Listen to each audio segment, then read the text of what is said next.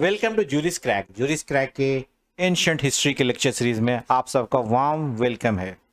Ancient history में अभी तक हमने पूरी मगध एम्पायर के कई डायनेस्टीज को पढ़ा। उसके बाद हमने मौर्यन एम्पायर जो कि मगध की एक डायनेस्टी थी उसे समझा। अब हम लोग पढ़ेंगे पोस्ट मौर्यन। आइए आगे जानते हैं। ये द मगध डायनेस्टी, हरियाणा का शिशुनाग, हरियाणा का हम लोग देख लीजिए, बिम्बिसारा, अजातशत्रु और युधिष्ठिर के साथ। शिशुनाग में हमने दो शिशुनाग और कल अशोका। नंदा में महापद्मानंद और धनानंद। और मौर्य एम्पायर में चंद्रगुप्त मौर्य जिसने एम्पायर को शुरू किया, बिंदुसारा, उसके बाद अशोका। इसके बाद पोस्ट मौर्यन फेज क्या होता है इसको समझते हैं। Mauryan Empire, which was spread over a large part of the Indian subcontinent and also included Kandahar in modern Afghanistan. कितना बड़ा एम्पायर है देखिए। In around 187 BC, the Mauryan Empire met its end. The disintegration of the Mauryan Empire led to the rise of many regional kingdoms in a different part of the country. इन स्वाभाविक सी बात है, अगर बहुत बड़े area पे किसी का राज है और वो विखंडित होता टूटता है तो छोटे छोटे छोटे जनरल्स थे उनके, सॉवरेन थे, सब राज्य अपने अपने स्टेट्स को एज ए नेशन घोषित कर देंगे। Kalinga declared independence. Further south, Satavahanas declared their independent rule. At the same time, the invasion by the various group of people based in Central Asia and Western China से भी वहाँ पे pressure आने लगा था। These were the Indo-Greek, the Scythians और Shakas, the Parthians और पहलवास and the Kushans. इनके बारे में हम नेक्स्ट लेक्चर सीरीज में बहुत डिटेल में पढ़ेंगे। आप इस इमेज को देखिए, ये जो एम्पायर था मगध एम्पायर कितना छोटा सा सुंगा में हो गया, और इधर से कितना प्रेशर आ रहा है फॉरेन इन्वेशन का इंडो ग्रीक किंगडम से, जो कि जो ग्रीसो बैक्टीरियन किंगडम है वहां से प्रेशर देखिए अब कितना आ रहा है। सारा का सारा नीचे की ओर, मतलब आप कि उज्जैन और बिहार, यूपी सब तरफ आने लगा। नीचे सतवाहनास एम्पायर आप देख सकते हैं, इनका बोलबाला होने लगा। The last Mauryan king was killed by the commander-in-chief Pushyamitra Sunga, who was then established his own dynasty in northern India. It came to be known as Shunga dynasty. The Shunga dynasty of were Brahmins, but they patronized Buddhist to art too. उन्हें Buddhist art too, ऐसा बात है कि उन्होंने Buddhist art को अपनाया। The Sungas were able to control only a part of its while Mauryan empire. The Sunga were possible of the Brahmin origin who belong to Ujjain later developed contact with Mauryan kings by working under them as official. They tried to revive Brahmanism practice by conducting Vedic ritual and sacrifice. Some sources claim large-scale persecution of Buddhists under them. तो ये दो बातों में थोड़ा सा conflict nature आप देख सकते हैं।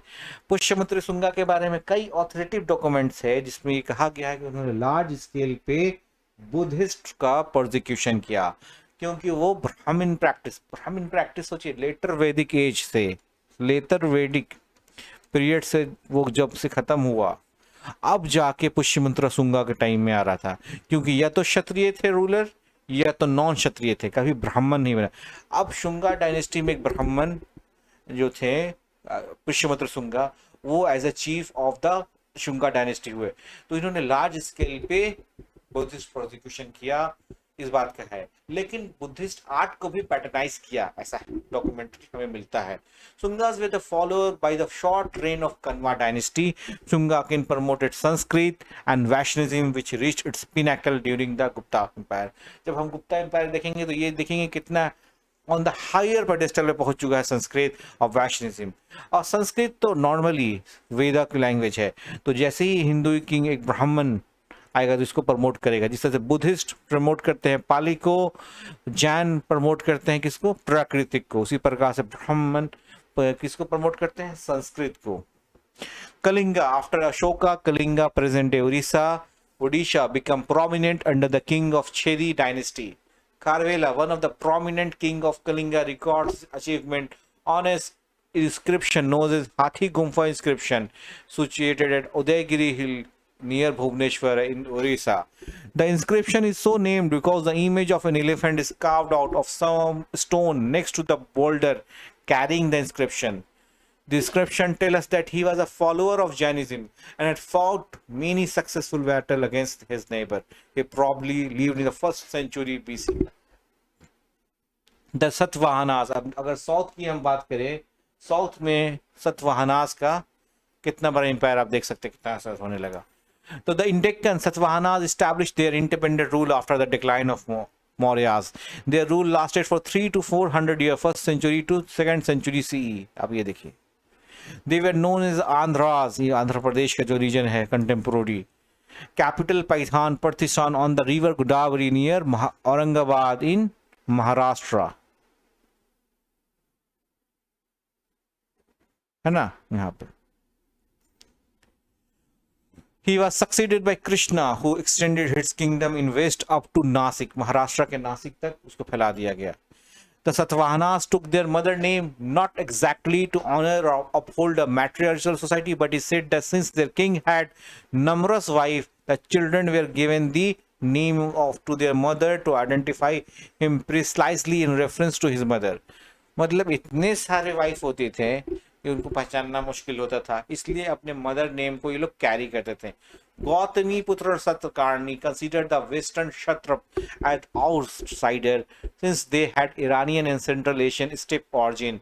However, the Western Kshatraps, after settling into the Western and non-Western part of the Indian subcontinent, embraced Indian culture too and were powerful empire in their own right. Gautami Putra Satkarni, 1st century AD, is considered to be the greatest of the Satavahanas ruler. He is credited with the extension of Satavahana dominion by defeating Nahapana, the Shaka ruler of Western India. मतलब गौतमी सतकारनी सबसे बड़े important ruler के रूप में सतवाहनास के रूप में जाने जाते हैं. The Satavahanas king claimed to be the Brahmans and considered it their primary duty to uphold Varna system. अब जहाँ पे ब्राह्मण्स आएंगे वहां पे वेद, वर्ण सिस्टम और आश्रम सिस्टम ये सब आएगा. वर्ण में 4 वर्ण होंगे, बुद्धिस्ट, क्षत्रिय, वैश्य और Shudras. Revive Brahmanism along with the practice of Ashwamedha or Rajasuya sacrifice. हमने लेटर वैदिक एज में भी देख लिया था. अश्वमेधा, जहां तक राजा का रथ दौड़े वो राजा का एरिया होगा, वो राजा की जमीन होगी. उसी तरह से Ashvamedha. Nasik inscription of his mother Gautami Balashri throw light on his achievement. ठीक है. Satavahanas king were the first in Indian history to make tax-free land grant to Buddhists and Brahmins to gain religious merit. ये फर्स्ट इंडियन थे जो land grant कर रहे थे, किस लिए? For the religious purpose. और इन्होंने दोनों को लैंड ग्रांट किया, बुद्धिस्ट को भी और ब्राह्मण्स को भी. Vaishniputra Pulamai, Vaishniputra Pulamai issued coin with the inscription of image of ship, shows naval power and maritime trade of Satavahanas. उसके बाद Yajnasri Satkarni. Yajnasri Satkarni, last great ruler, recorded Malwa and northern coast of Konkan from Sharka ruler, which was captured by the Rudraman before. Satavahanas period saw an extensive growth in overseas trade. क्या है कि उनके इससे पहले के ruler पुलमई में क्या निकल गया था? Issued coin with the inscription of image of ship. जो बहुत रिवलेंट होगा उसी का ना इंस्क्रिप्शन होगा, इसलिए ओवरसीज ट्रेड का बहुत ये था. The Satavahanas period saw an extensive growth in overseas trade. Satavahana's administration was almost same as Mauryan, as districts were called Aharas and official Amatyas and Mahamantras. Same central government जैसा वो structure था. Official language Prakritic, silver coin Kashpanaz, lead coin for trade, Westport, Kalyani, Eastport, Ganjam, जो उड़ीसा में. इस तरह से post Mauryan phase के इतने बड़े एम्पायर का भी एंड होता है. आप ये याद रखो, जो चीज अप जाएगा वो आज न कल डाउन जाएगा. ये सारे रूलर्स के बारे में हमने देख लिया. हरियाणा का शिशुनाग, नंदा, मौर्य, सुंगा, कनवा, ये टोटल 6 डायनेस्टीज थे. हरियाणा का में कैसे बिंदुसारा ने शुरुआत किया एक मजबूत किंगडम का, और उसके बाद अजात शत्रुदयन, उसके बाद शिशुनाग आते हैं, कालसोका, वहां से फिर महापद्मनंदा, नंदास, उसके बाद मौर्यन एम्पायर बनती है. मौर्य एम्पायर चंद्रगुप्त मौर्य और with the help of Chanakya इन्होंने शुरुआत किया. उसके बाद बिंदुसारा ने अशोक को दिया, अशोक की लीडरशिप में ऑन द धाम पॉलिसी पे पूरे पूरे दुनिया भर में आपको बुद्धिस्ट को फैलाया गया। फिर Pushyamitra Shunga one of the general इसे लेते हैं, लेकिन बहुत दिनों तक उतने बड़े स्टेट को मेंटेन करना पॉसिबल होता नहीं है। इस तरह से हमने मगध एम्पायर, मौर्य एम्पायर और पोस्ट मौर्यन का कुछ हद तक कर लिया। अब नेक्स्ट सीरीज में हम लोग पढ़ेंगे जो ऊपर से नॉर्थ वेस्ट की तरफ से हम पे प्रेशर आ रहा था फॉरेन इन्वेंशन का, कैसे वो लोग सक्सेस हुए। इंडो बैक्टीरियन पहले फॉरेन इन्वेशन हुआ, उसके बाद पार्थियंस थे, शाकास थे, कुशाण थे, इनके बाद हम लोग इनकी बात करते हैं नेक्स्ट क्लास में। Thank you.